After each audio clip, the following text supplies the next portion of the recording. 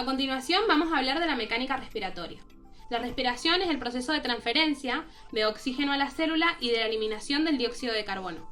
Este proceso se da en 4 etapas. La primera etapa es la ventilación pulmonar, la segunda es la difusión de oxígeno y dióxido de carbono a nivel de los alvéolos y la sangre, la tercera es la transferencia del oxígeno y del dióxido de carbono desde la sangre hacia los tejidos corporales y la cuarta es la regulación ventilatoria. El órgano encargado de realizar el intercambio de gases son los pulmones, los cuales se encuentran protegidos por la caja torácica, que esta está formada por las costillas, por la columna vertebral en la parte posterior, por el esternón en la parte anterior, por músculo y tejido conectivo en la parte superior y por el diafragma en la parte inferior. Todo esto mencionado está graficado en la maqueta que hemos realizado. El proceso respiratorio pulmonar se lleva a cabo de manera secuencial y cíclica mediante el llenado y vaciado de aire. El ciclo respiratorio normal consta de 2 fases, mediante la contracción y la expansión de la caja torácica debido a la contracción muscular. Consta de 2 fases. La inspiración es el proceso por el cual ingresa aire del medio externo hacia el interior de los pulmones. Es una fase activa. La expiración es una fase pasiva sin actividad muscular en la que el aire sale de la cavidad pulmonar hacia el ambiente externo. El desplazamiento de la cavidad torácica arrastra consigo a los pulmones que, al aumentar o disminuir el volumen de la cavidad torácica, aumentarán o disminuirán el volumen pulmonar.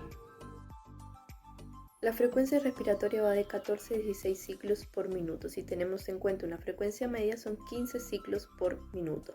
Es decir, que cada ciclo va a tener 4 segundos. Este tiempo no se distribuye de manera equitativa entre ambos procesos, ya que la expiración dura más en reposo que la inspiración. Las dimensiones de la caja torácica se modifican por acción de la musculatura respiratoria. En la inspiración, el principal músculo es el diafragma, cuya contracción es el responsable del 75 al 80% del movimiento inspiratorio. El diafragma, al contraerse, da lugar al descenso del suelo de la caja torácica, así aumentando el eje longitudinal de la misma y su volumen.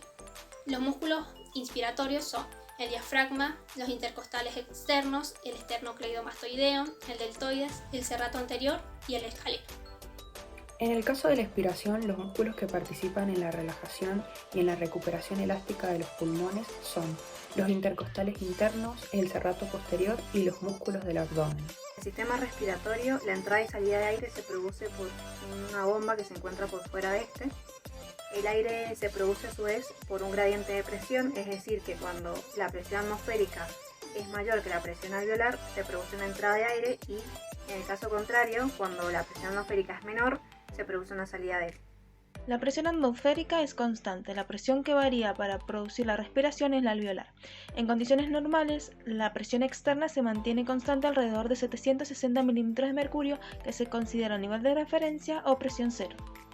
La presión que debe modificarse es la presión interna, que ha de disminuir o aumentar para lograr el flujo aéreo en un sentido y otro. La creación de una presión negativa va a dar lugar a la aspiración como mecanismo de succión. La creación de una presión positiva producirá la expiración o el empuje hacia afuera del aire. Hay 4 presiones en el aparato respiratorio que tienen que ser consideradas a la hora de analizar los movimientos respiratorios. Una es la presión bucal o atmosférica, que es la presión que corresponde a la del aire en la atmósfera.